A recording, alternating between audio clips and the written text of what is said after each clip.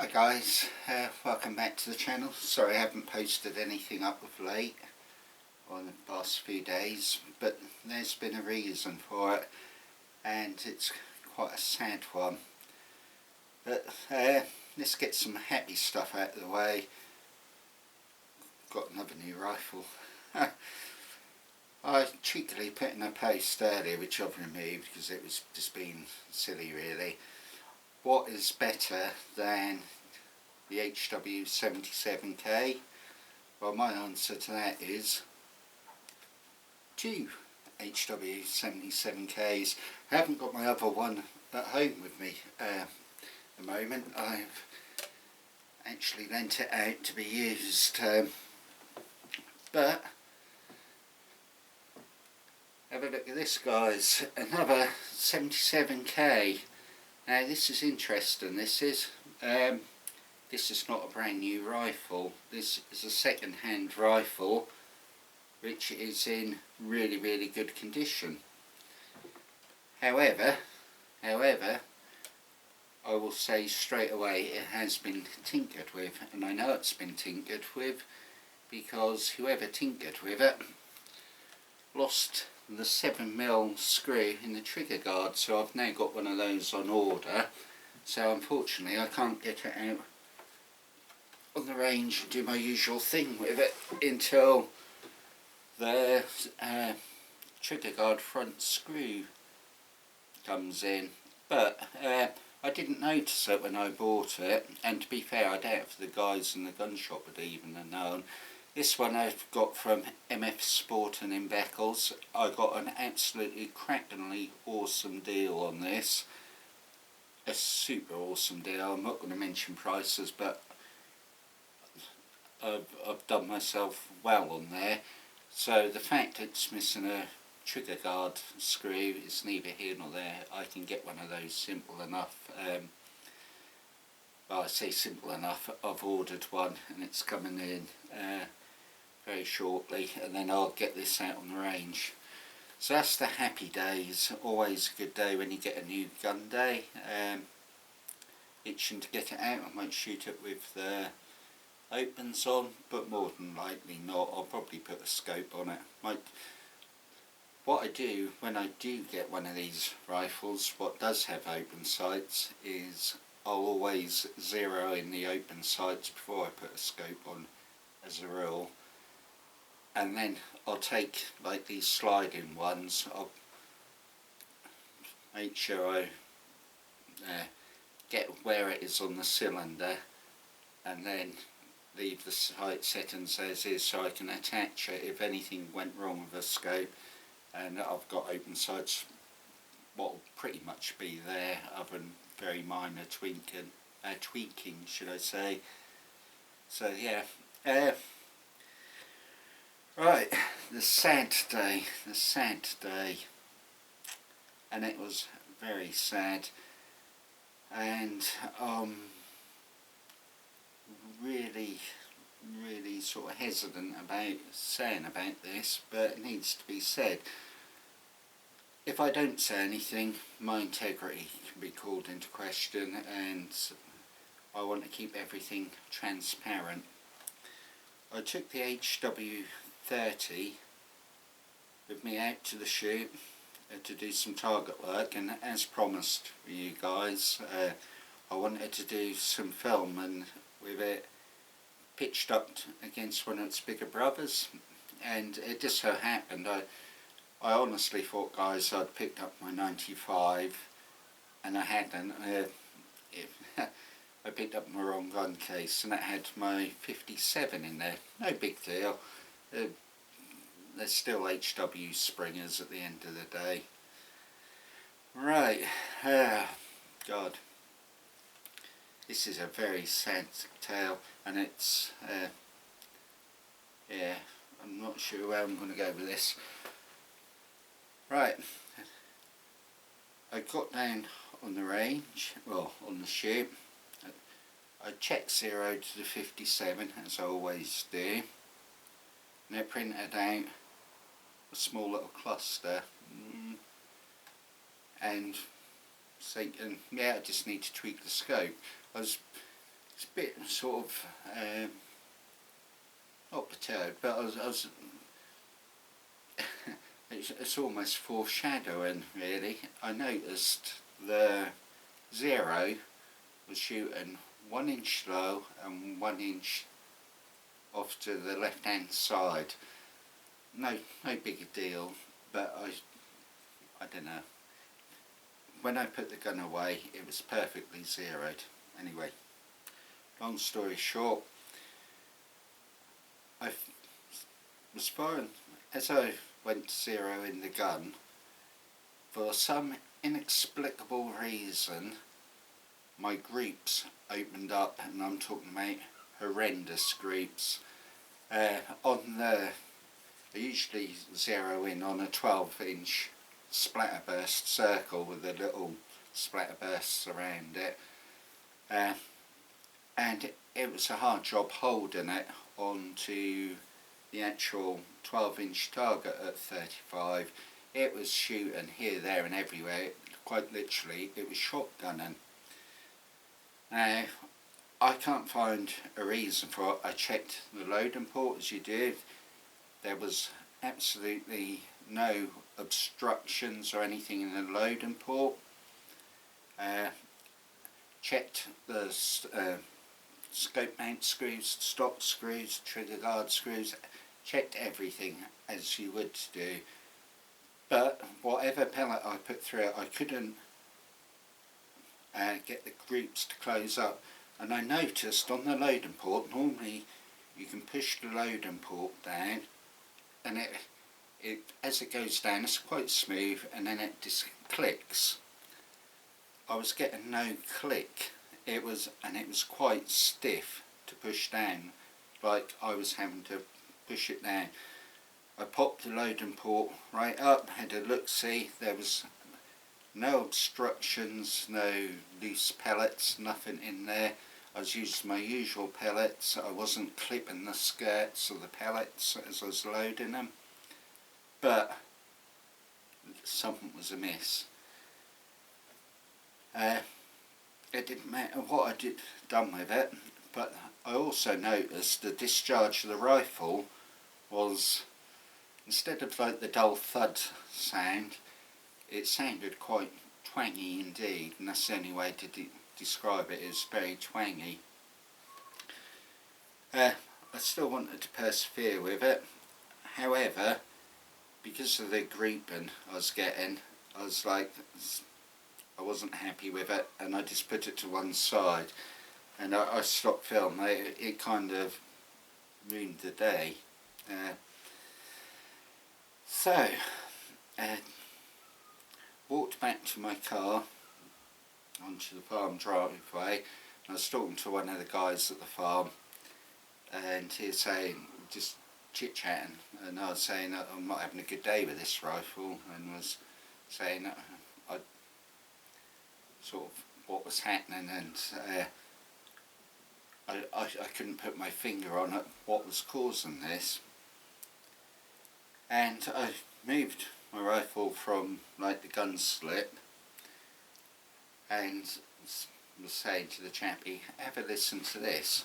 When I shoot the 57, because it's quite a small gun, I usually have my hand held around this piece, and the loading port is here, and I just rest my thumb gently on the loading port. It's just how I find the 57, because it's such a slim rifle, how I use it. Well, I loaded it up, no issues, other than a stiffness in the loading port. I discharged the rifle. Now this is where it all went terribly pear-shaped, and I cannot find rhyme nor reason for what happened next. The gun sounded like a dry fire. In fact, no, it was slammed in a dry fire. It sounded like a 22 LR going off, like a really loud bang. But what happened, the loading port shot up with absolutely considerable force. It literally, it didn't leave, like come detached from the rifle, but it shot up, and where my thumb was resting gently on it, it smacked me in the thumb and caused an absolutely awesome blood blister. This is now, what, Friday?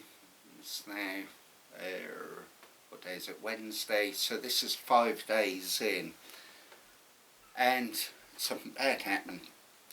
Because I didn't know what happened, even though at the time I thought I'd lost my thumb, I didn't know what happened. I dropped my rifle. Sacrilege, I know, but it was what it is. And it, luckily the scope took the brunt of the fall, but it did scratch the stock a little. It put some markings on like this side of the stock here, and it took a little nick out of the pistol grip, but thank God no damage to metalwork. However, obviously I wasn't a happy bunny. Now I've now taken the rifle back to Mark and Scott, and they've sent it off to whole cartridge, and it's now in their hands. I want to find out what's happened to the rifle. I cannot think of any reason why a back pressure would be caused to pop that breech up the way it did and make the bang it did. Like I say guys, it almost sounded like a dry fire, but there was a pellet loaded into the breech, and the breech was fully shut. It wasn't like sitting proud of the action at all.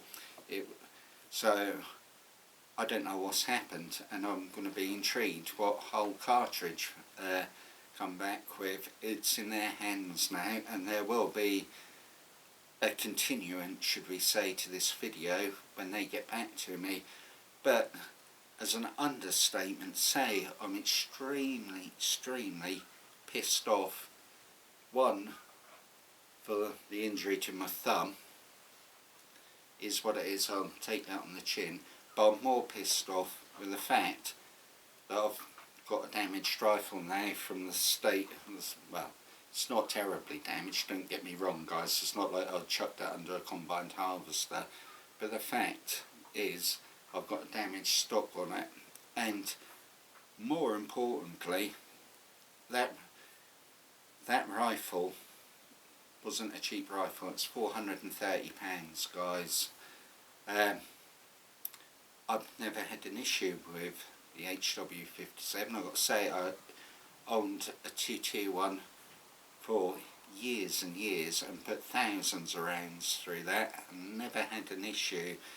I've heard guys say on forums that there's an issue with the loading port. I've personally never had that issue. I've even had guys, when I've put stuff up about the 57 before, saying that it's got a poor reputation for loading port, and indeed some YouTube viewers, creators should I say, have said there may be issues with the loading port. Up until Friday last week, I never had an issue with that 57. However, like I say, I'm going to see what whole cartridge come back with. Say I've lost confidence in the gun, well, it's made me think twice about it, should I say. And that's kind of what's made me go and purchase this 77. But I want my 57 back, and I want it to be shooting how it was when I first got it. I don't know about you guys, but I really look after my rifles. They're oiled as soon as I come home. Sometimes if I'm shooting in rainy weather, I'll take the stock off, I wipe them down. I really care for my kit, and the fact it's got a damaged stock, I'm so annoyed. The fact that's done that to my thumb, and I can't think why it would have done it. Well, I know what caused it. That's this breech popping up the way it did. but I just cannot find a reason why that would do that, and I'm intrigued with if any of you guys have got experience with the 57, if you've had an issue where the breech is literally popped up, and not a pop-up, literally banged up almost, for want of a better word. Yeah, so I don't know whether, I can't even say, I'd hate to say I got a dud gun, because it was shooting okay. Prior to this, it was just on Friday. I haven't changed anything. I haven't changed my shooting style. I haven't changed my ammunition. It's used my the QIS domes. There was nothing what had changed about it. So, like I say, guys, yeah, that kind of put me off doing any videos for a little while, because one, it's bloody painful to try to put my thumb down on anything, and two, yeah, I just took the wind out of my sails, should I say. But if you guys, like I say, have got any experience with the 57 and had this sort of thing happen, please let me know. I mean, if it's a design flaw or fault within the 57 system, it's something Viro should really be sorting out, because if it's doing that, one would question whether it's fit for purpose. But on the flip side of that, I'm being perfectly honest, guys, I had a 57 for years and years, and I had zero issues with it, so I don't know what to say. So sorry for the little rant, guys, but stand by, I will be getting this one out and doing some putting some rounds down range with it.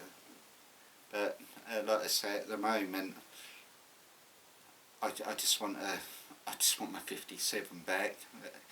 Never know, if it comes back all well and good and like shooting as it should be and was, then I'll put it up against this 77 and see how they compare to each other. Yeah, so sad days, guys, and what can I say? It is what it is. Oh, before I sign off, next week I will be paying a visit to the gun shop again, and we'll be doing some rifles in MF and some modern stuff and some second hand stuff and even some FAC rated stuff. So yeah, looking forward to that, guys. What I will say, guys, in regards to MF, I cannot give you the prices of them. I can't do it, guys. YouTube gets really pissed off with me if I start saying prices and stuff. It's an absolute nightmare with that, but I will leave you with like the contact details, and if you're interested in them, you can phone up the shop yourself, or better still pay it a visit and, you know, do it that way. However, with that, guys, catch you next time.